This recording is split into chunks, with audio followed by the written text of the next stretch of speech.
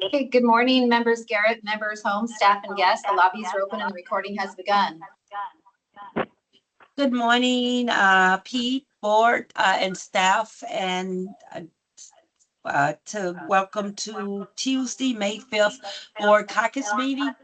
And we're gonna start out this morning with the policy and rule teams. And I'm here to echo. Yeah, we're Gretchen. hearing that too. Yeah, we're hearing that too. We're trying to see if there's somebody in the room that has something on or somebody in the lobby that has something on. 1 second. Testing. Is it gone? Nope.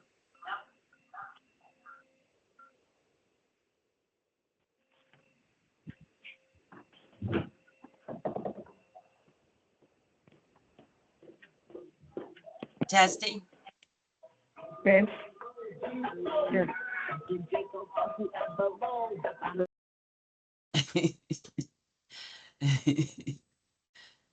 Testing.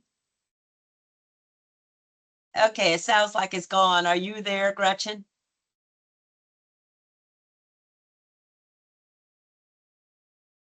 So she's muted the room.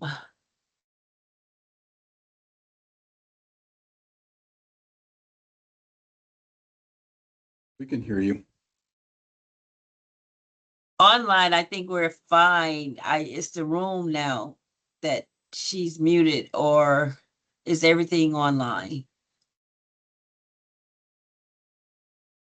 Okay, I'm gonna assume everything is working, and we're going to start the May 5th Board Caucus, starting with the policy and rule team, updating Pete, you and I on the updates and board meeting prep. And I think the first person up for general updates is Kevin. All right, yes. Good morning, members Garrett and Holmes. I assume everybody can hear me okay. Sounds fine on my end. Okay.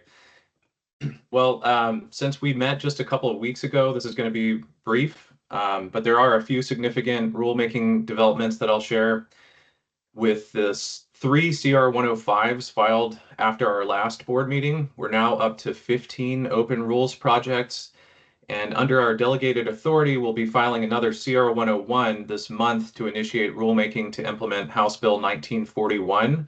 That's allowing agricultural cannabis cooperatives. So with the 3 recently filed CR 105s, the CR 101 we filed last month on 1701 for liquor licensees leasing space to one another. And this latest CR 101, we are well underway toward implementation of this year's legislation requiring rulemaking. And although we're adding projects to the list, we're also working through and completing some of the projects that we've been working on at the same time. Tomorrow, we'll be requesting approval to file 2 CR 103s, one to adopt final rules on contract kitchens, the implementation of engrossed House Bill 1602, and the other to repeal the trade practice rules that were nullified by court order. Additionally, at the public hearing on cannabis advertising, Senate Bill 5206 held on April 23rd, we did receive a few comments on the draft rules requesting amendments and clarifications. So to address these comments, we'll be making some minor edits to the rule language and are now planning to request approval for the CR 103 at next month's board meeting. Moving on to petitions, Denise will be previewing the director's office's recommendation on 4 petitions received from a single petitioner within the last 60 days. And we also received another petition from that same person just last week and plan to provide a recommendation to the board on that one at the June board meeting as well. So as I said, this was going to be a brief update since we just met a couple of weeks ago, but I'm happy to answer any other questions about anything else going on if you have other questions. Thanks. Hi, Dawn. It looked like Pete, Dawn. So with Okay, that, thank then you. we will move on to Jeff.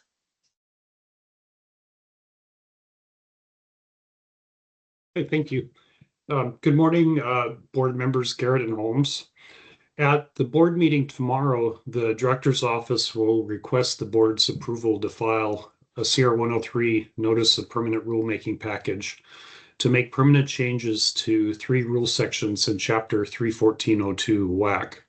These changes are the ones needed to existing rule sections that are needed in order to implement engrossed House Bill 1602 regarding contract kitchen or food service space options for breweries and microbreweries that are seeking or maintaining restaurant licenses.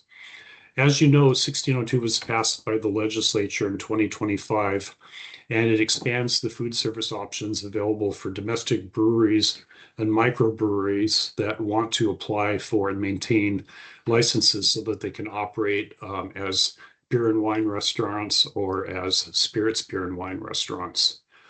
In brief, the rule changes we will present for approval tomorrow do the following. They allow domestic breweries and microbreweries to contract, lease, or sublease kitchen space for food service purposes in order to meet the requirements of the licenses. It allows them to contract with food service providers that sell food and non-alcoholic beverages to the public. And it allows the brewery or microbrewery also to decide to own and operate their own food truck or vehicle to meet the licensing requirements. These permanent rules also set requirements that the restaurant must be operational and providing the full menu at all times, that they're open so that they can continue, so that they provide the consistent food service. And the permanent rules also set storage requirements for non-tax paid alcohol. The public rulemaking for this rule was held on April 9th, 2026, and there was no testimony at the hearing. And during the formal rulemaking period, we only received one question regarding the implementation of the bill. So if the CR 103 is approved tomorrow, the permanent rules will take effect on June 6th, 2026. And I'm happy to answer any questions about this rulemaking package. I have no questions. Pete, do you have any comments, questions, concerns? Okay, No, I'm fine. Thank you, Jeff. Thank you. thank you. Thank you, Jeff. Next, we will hear from Daniel.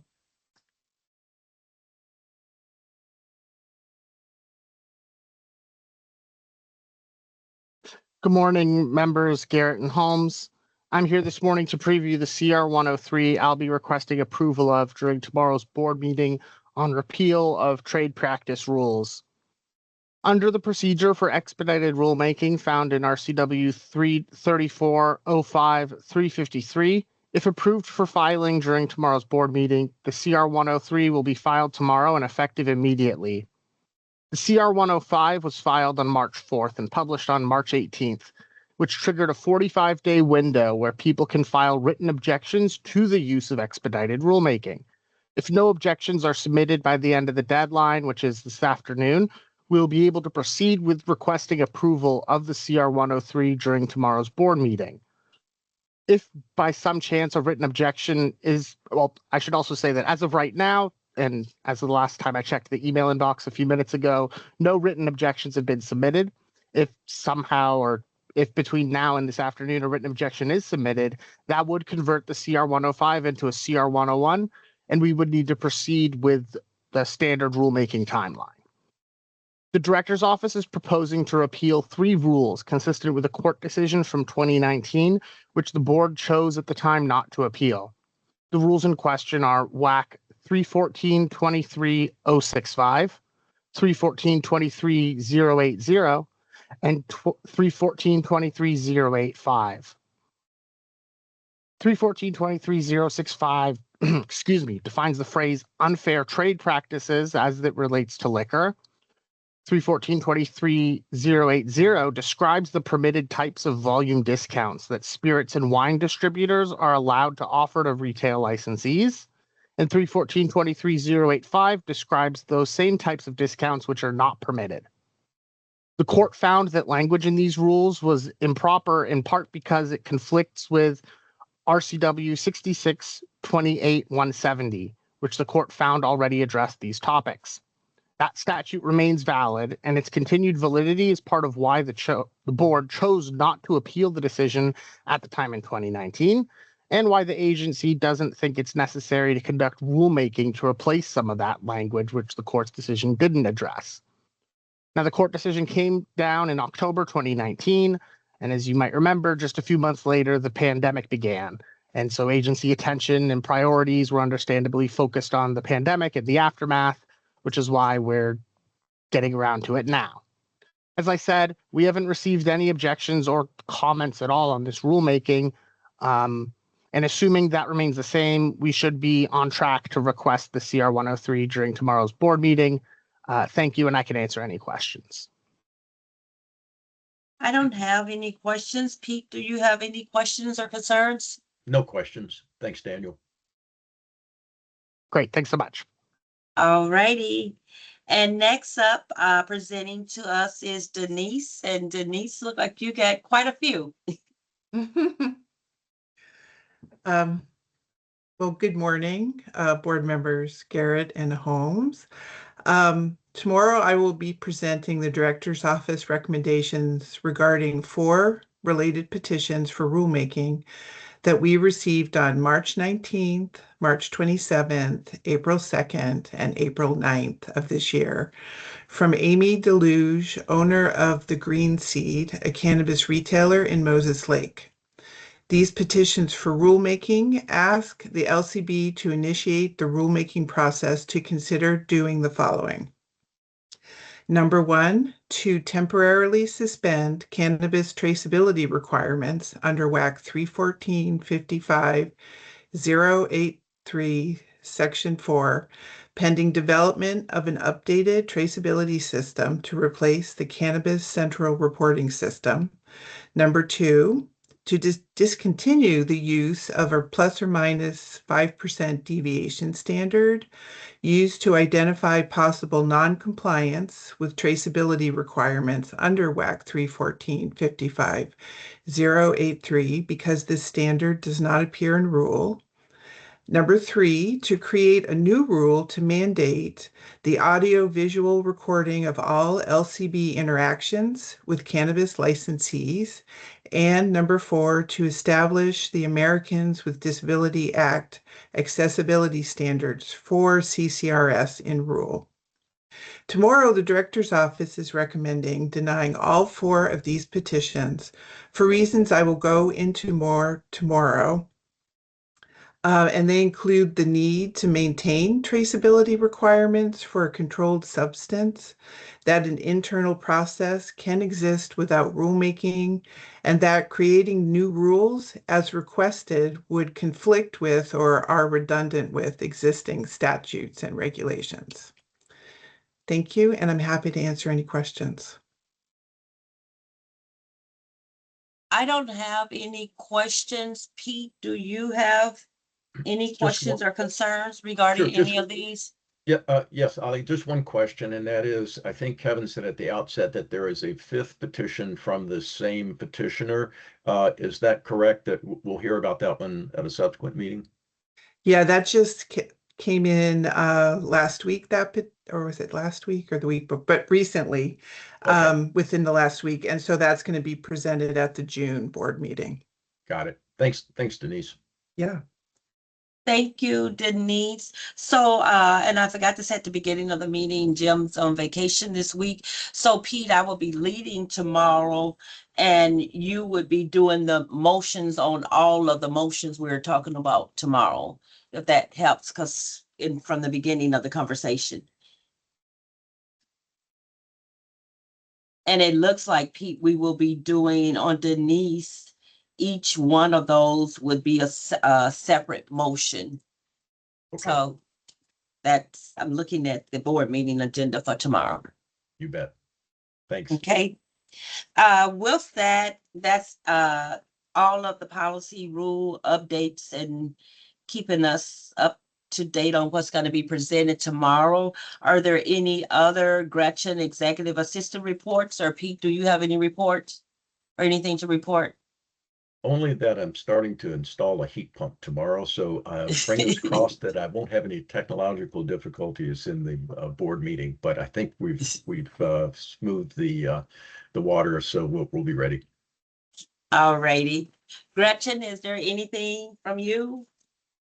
Nothing for me, but I don't think you can hear me. I can. Oh, okay.